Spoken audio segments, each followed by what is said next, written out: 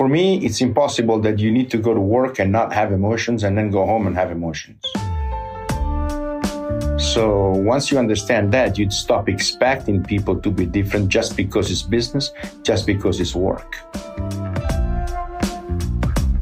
I will say that I still think that the one-on-one direct conversation, even if it's very brief, is incredibly important now more than ever, where I'm not physically with my teams. I'm having to be with them virtually.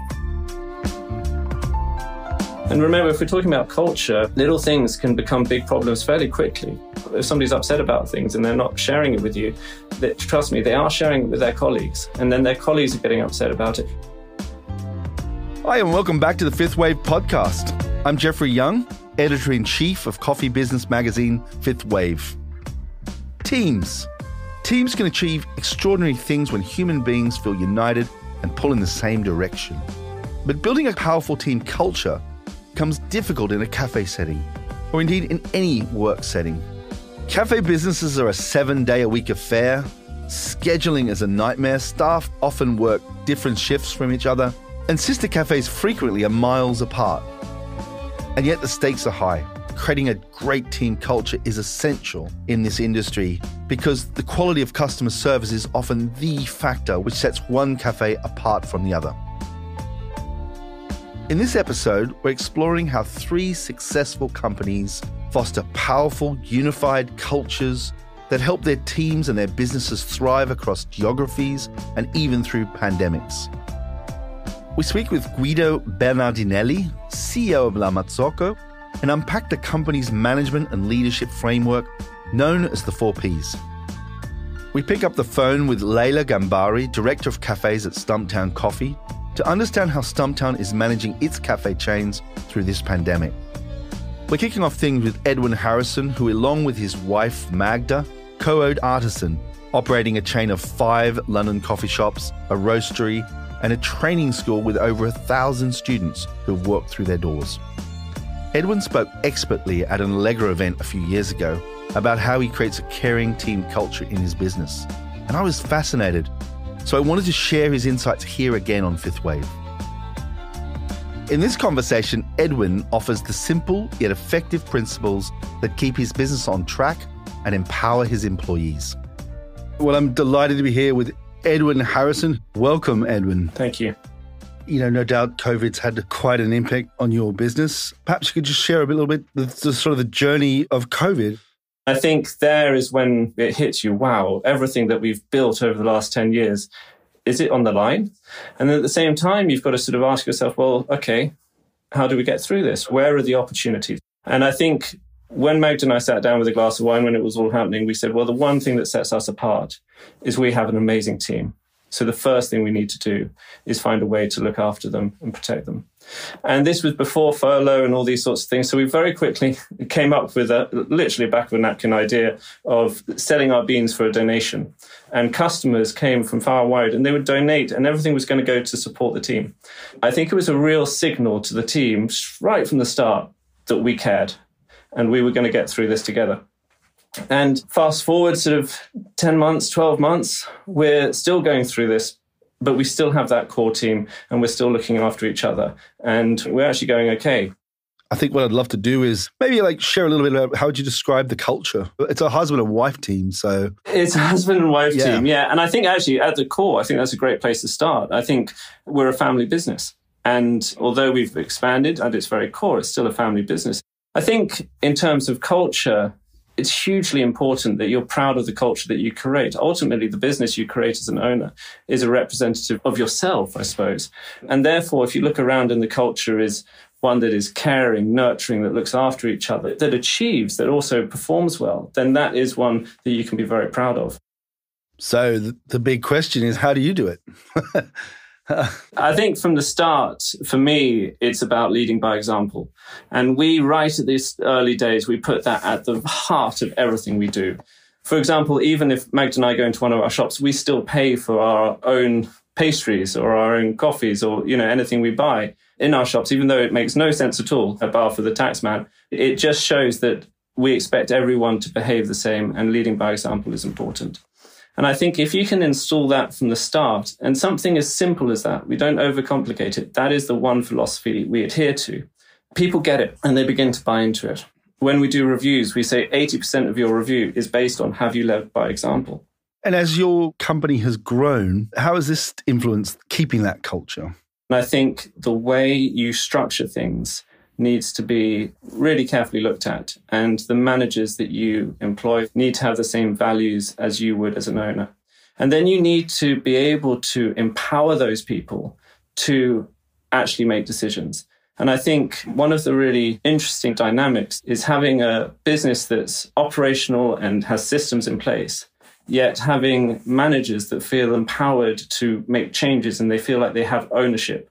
So, of course, we have procedures for opening a kitchen in the morning. Yet at the same time, we need to empower the team to feel like they have ownership over the shop. So feel like they have decision making, and they genuinely do, on how the display looks or what their opening hours might be. These decisions that can make them feel proud of what they're doing and actually make them really feel like they have their opinion, and it really is valued within their job role that they're doing.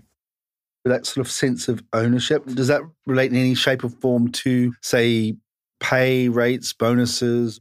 I don't think pay and bonuses should be the sole motivator of performance. I think there needs to be a lot of other more powerful factors.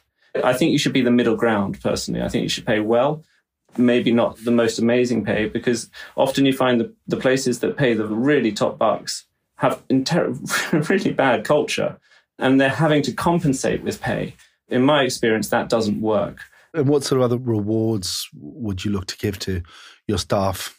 Yeah, I think it's a collection of everything, isn't it? I mean, for one, it needs to be ongoing, consistent communication and feedback of you're doing great.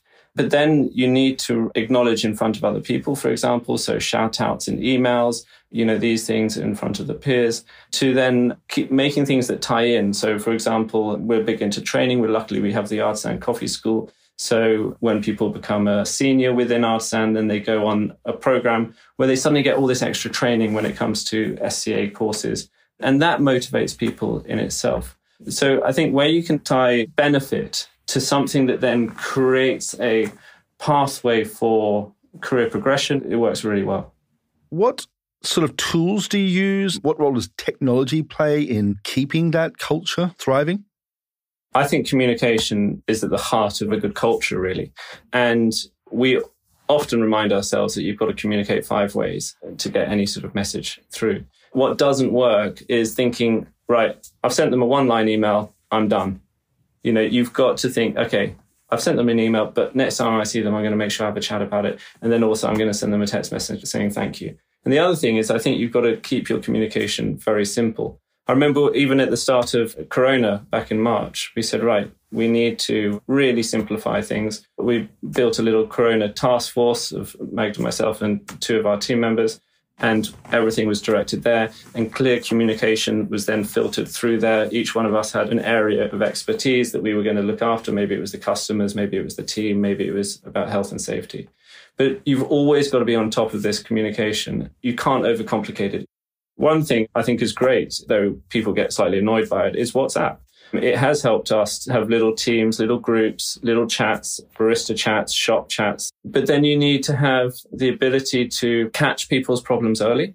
And that might be making sure people feel comfortable in communicating to you. And we had a thing called Moan Up, which was where if anyone had a problem, they needed to moan up to somebody because they could deal with it rather than just moaning to their colleagues. But I think the most important thing here is to make sure your team feel like they can chat, they can come and have a talk, but you have to almost build in that structure. They have to know that maybe a chat's coming or something like that so that they can communicate any problems. Because we find if you catch those niggles early, you can nearly always solve them. And remember, if we're talking about culture, little things can become big problems fairly quickly. If somebody's upset about things and they're not sharing it with you, that, trust me, they are sharing it with their colleagues, and then their colleagues are getting upset about it. So you've got to always keep your eye on the ball and make sure you're there for your team. And what about the concept of customer first or team first? It's a mixture, isn't it? Because one plays against the other. I often remind the team, for example, that research that was done by Oxford University that said if somebody receives poor customer service, the English being the English will generally tell about 20 people. And it's true, I even find myself, unfortunately, in dinner parties, like, oh, you complained about something that happened. But if we receive amazing, exceptional customer service, we generally tell 2 or 3 people.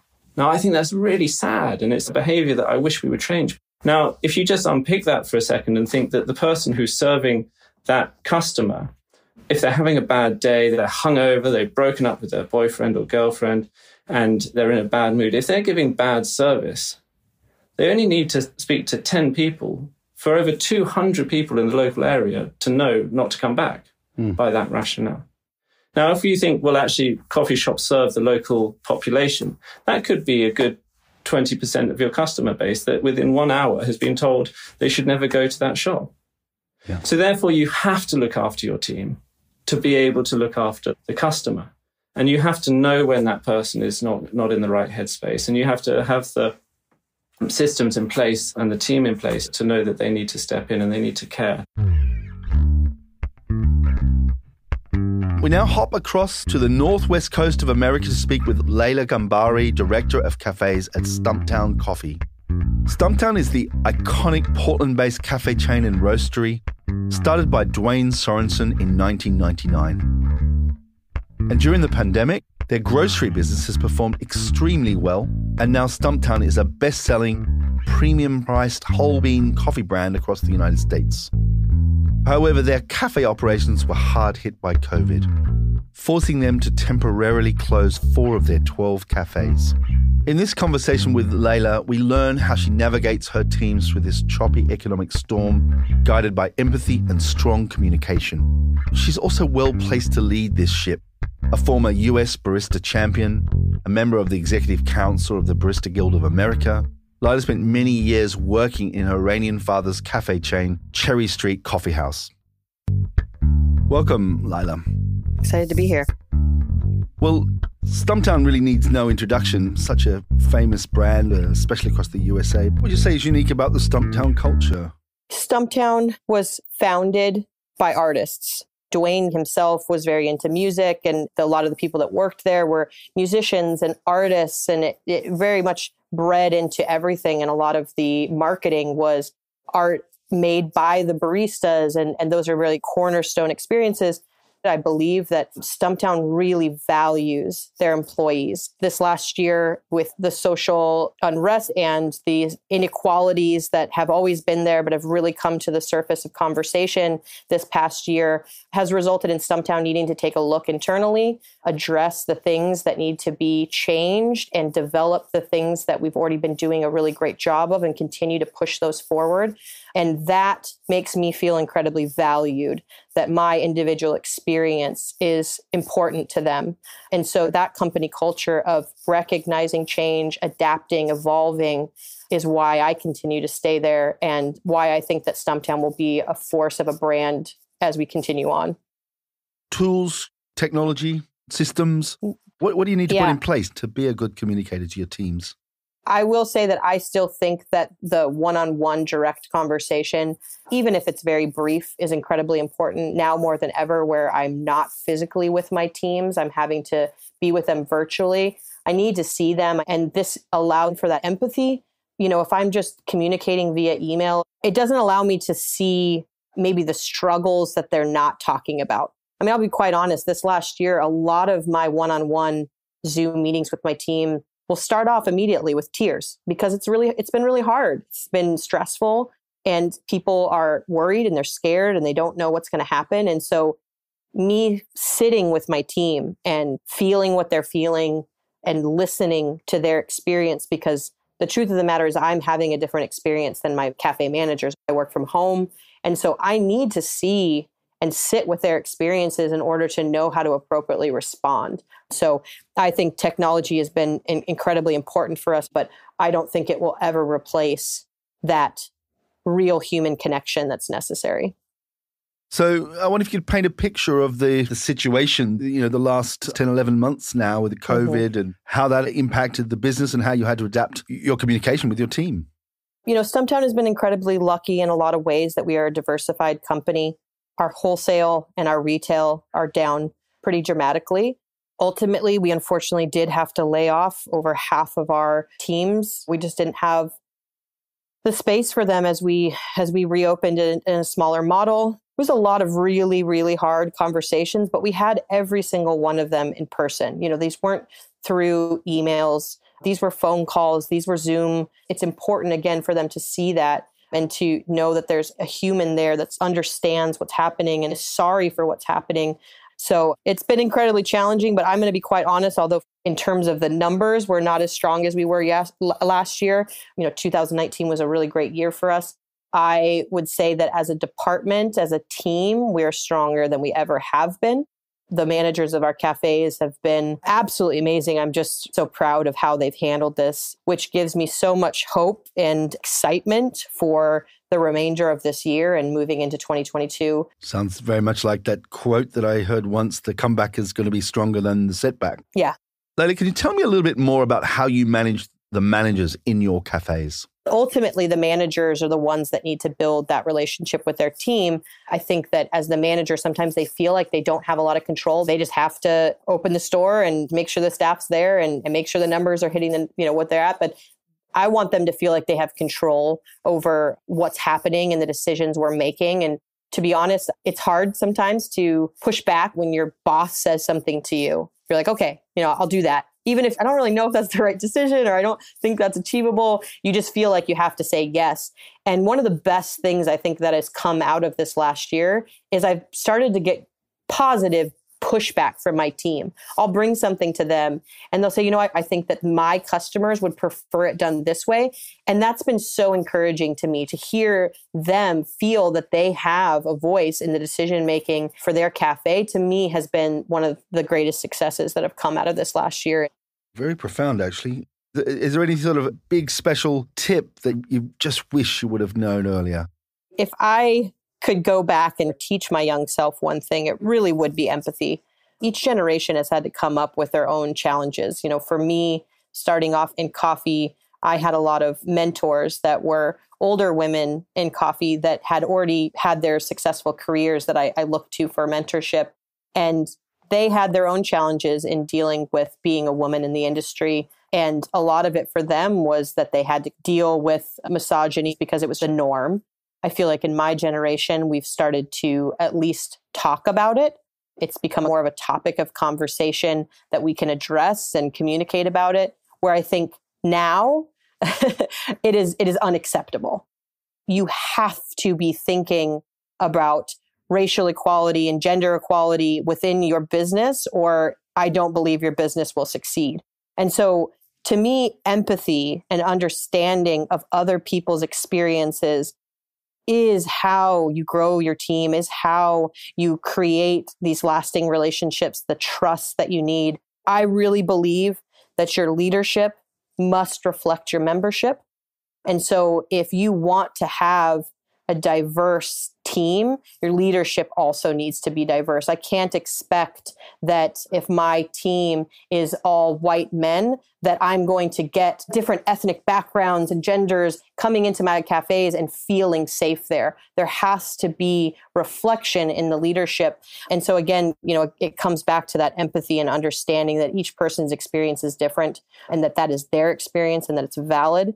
And I think that if I would have known that at an earlier age, I could have been a far more effective leader. But now it is what fuels every decision I make, is the understanding of the experience that my team is going through that is different than my experience. And that's okay. But it is their experience and they're the people that I'm responsible for.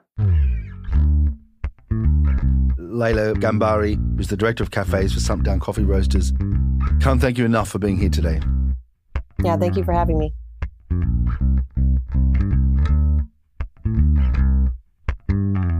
We're closing off this exploration into team culture by speaking with Guido Bernardinelli, who's the CEO of La Marzocco. La Marzocco's story is legendary. Starting out as a manufacturer of lights for horse carts in the 1920s, the business soon pivoted to producing espresso machines in their Florence factory. In 1994, American Kent Backy invested in the Italian company and then helped to take the emblematic line global. Today, the company employs 450 people and produces thousands of premium specialty coffee machines every year. In this conversation, Guido takes us through La Marzocco's leadership framework, the 4 Ps, that helped to produce their impressive growth over the years and today underpins their unique company culture. I'm delighted to be here today with Guido Bernardinelli, who's the CEO of La Marzocco. Welcome, Guido. Thank you, Jeff. Now, La Marzocco is seen as a cool, creative brand. It's iconic. How do you describe the internal culture of La Marzocco?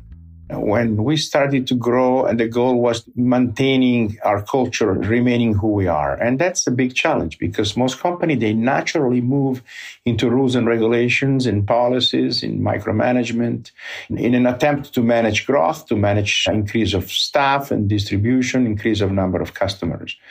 And we made a point upon ourselves not to do that. So we decided to move from an artisan workshop to an artisan factory. So everything around the construction and the development of artisan machines was developed with the latest and coolest groundbreaking technologies, but we never touched the way to produce machines, the way to sell machines, and the dialogue with the barista and the end user. I'd love to know, maybe a specific example of how you've empowered your people. Well, for example, in the marketing department, we have hired a lot of creative people to whom we leave the freedom to design fonts, to design campaigns, booth, trade shows, websites, and play with social media, etc., with no control. So that has exposed us to risk, but also has exposed us to creative ideas that we wouldn't have if we had to decide everything ourselves. In the sales department, our salespeople are in complete control of the negotiation with the customer. They don't have to come back home and get approved. So they're trained. It takes us a long time before we empower them to go out there, but they're authentic business people and business leaders that are able to interact at the same level of the customer, who is a businessman, an entrepreneur in most cases.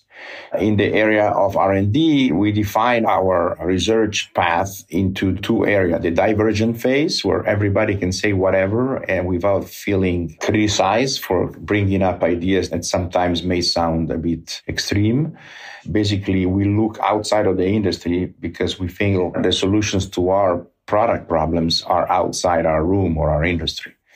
And then once we have defined all that, we create a convergent phase where all these ideas, they flow into a funnel. And from there, we develop the new solutions or the new product. So that DNA of La Marzocco culture, how do you preserve that across very diverse cultures? For example, East Asia to Europe to Latin America. Well, Jeffrey, in the beginning, people were really just enjoy working with us by osmosis because we were different than traditional Western business culture. And they were just, you had these great people that were more relaxed and more smiling and welcoming. And the customer was saying, oh, I got to do business with these guys, And also the machines are good. They fit best in my coffee shop. And then we started to expand. And once again, we had the question, how do we continue to expand without losing our identity? So we worked at a new department called People and Culture, inspired by one girl in Australia that works in our office, that she was responsible for People and Culture for our Melbourne office. And so I started talking to her. Her name is Alex Jennings, and she inspired me to bring her ideas forward. I started to make an assessment of our business, and I realized most of our distributorships were, yes, bringing the product closer to the customer, but we were distancing the culture. And hiring people that may have that same relaxed look wasn't necessary, meaning that these people were in line with the company culture. And so we started defining the company culture. We started studying it. We started creating classes for people to understand the culture. And we have appointed professionals within our team that have been highly trained to travel and explain and even give lectures on company cultures, even to our roasters, reseller customers, or even companies that are not even our customers. Now, this process is in the works, is not completely 100% efficient, but we're really getting there. For example, we have one class in academia next Monday and Tuesday, and it's fully booked. And we had to refuse people because we had so many that are coming that they want to find out for themselves pretty much what you're asking me, which is very intangible and difficult to explain because oftentimes it's connected with our right side of the brain, which is not connected to language. It's like, okay, I want to buy an iPhone. It's more expensive. It does the same thing as another brand, but I got to have that. Or it feels right. We use this strange wording because we're unable to express via language what we really mean when we say that we are connected with a brand, a company, or a product. Wow, fascinating, that sort of emotional side with the rational side combined. As human beings, we're all biochemically built the same way. So for me, it's impossible that you need to go to work and not have emotions and then go home and have emotions. So once you understand that, you'd stop expecting people to be different just because it's business, just because it's work. And that makes it more fun. In the beginning, it's kind of intimidating. And then slowly, people start being more natural, more themselves. They give you more ideas. I wonder if you could share now a little bit about your leadership ethos and perhaps introduce us to the 4 Ps. The strategy that we've developed is a 4P strategy. It's based on 3 pillars. One is the product. The second pillar is academia, which is the big megaphone of our culture through experience with actually greenhouse, connections with origin, botanical studies, university researches, classes, leadership classes, culture classes. And the third pillar of our industry is digitalization. As far as the general strategy, the one that you refer to, the 4P strategy, it basically revolves around people that are at the center of everything we do. This is important for the millennials especially because they need to feel connected, part of the result, part of the movement. The second piece, the plan, is the product. Our focus on the product is huge. I personally am one of the product managers. I sit in every meetings. I work with the development team to figure out more solutions that are in line with market requests and demands to solutionate issues. Planet is the third P. We are really careful of the planet. We're environmentalists. We are diehard capitalists, but we're not willing to ruin the world for money. We learned that now the only way to change something is to make it more profitable to be environmentally free, to grasp the attention of the world, than it is to just be environmentally sensitive just because it's a good thing to do. Because if the profit doesn't surpass the good reasoning behind being environmentally attentive, we won't get anywhere, unfortunately, because that's the greediness of the Western human beings. We have lots of programs in the sustainability area of our business. We're planting trees. We have a coffee plantation in Africa where we are investing heavily into creating the highest living quality for the people of our village. And then the 4th P is the profit, because you can't give what you don't have, Jeff. So if we make enough profits, then we can do great things. So just to summarize, the 4 Ps are people, product, planet, and profit. What a powerful conversation. Thank you, Guido, so much for joining us here at 5th Wave Podcast. Thank you very much for having me. And that's all for this week's 5th Wave Podcast. Please subscribe to the 5th Wave Podcast wherever you get your podcasts. And where possible, don't forget to give us a good rating. Also, please get in touch and tell us which topics are important to you so that we can make this podcast more relevant to your business. You can follow the link in the show notes to worldcoffeeportal.com/5thwave. This episode was recorded in the one and only Serendipity Studios in glorious Camden, North London. It was produced by myself, Jeffrey Young, the World Coffee Portal team, James Harper of Filter Productions, and sound engineering by Chris Bristow. Normally we'd be playing you a piece of music from the Coffee Music Project, but today, in the spirit of team culture, we're gracing your ears with a song by a valued member of Stumptown's cafe team. The song you're hearing is Forceless by Erica Schaefer. Links to the music are in the show notes. Have a great week, and until next time, stay safe and stay caffeinated.